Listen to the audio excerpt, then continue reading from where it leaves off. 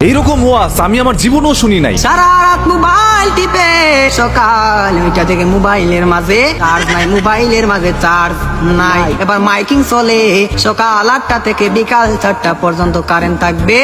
এবার টেনশন আছে না নাই, সারাদিন কারেন্ট থাকবে না।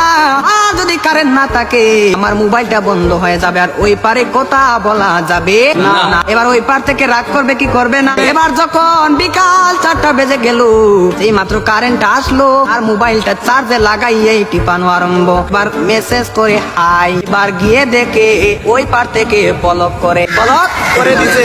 এবার ছেলেটা তো টেনশনে আছে, আরে ব্লক করে দিল, আমার দেনে তো ভালোবাসা কোথায় গেল।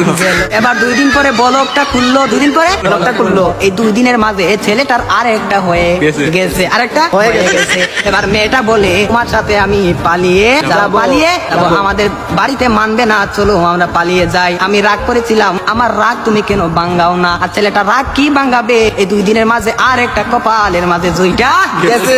ওই মেয়েটা বলে চলো আমরা পালিয়ে যাই, ছেলে বলে চলো। আর ছেলেটা মনে মনে ভাবে তোমার একটা শিক্ষা দিতে হবে। এবার মেয়েটা সকালে স্টেশনের মাঝে গাড়ি গুটি লইয়া রেডি। এবার ছেলেটা তো আসে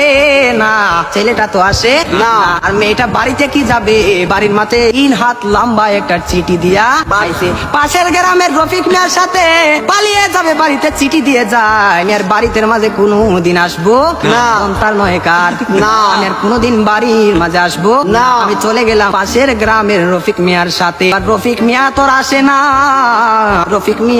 আর আসে না, এবার 1 ঘন্টা চলে যায়, 2 ঘন্টা চলে যায়, ছেলেটার মোবাইলে বন্ধ। মেয়েটা তো আর বুঝার বাকি হলো না, আমাকে চলে গেল ছাড়িয়ে, আমাকে ফাঁকি দিল, এখন তো মরা ছাড়া উপায় না। পরের দিন সকালে মাইকের মাঝে আওয়াজ শোনা যায়, সকলে পড়ি ইন্না লিল্লাহি ওয়া ইন্না ইলাইহি রাজিউন।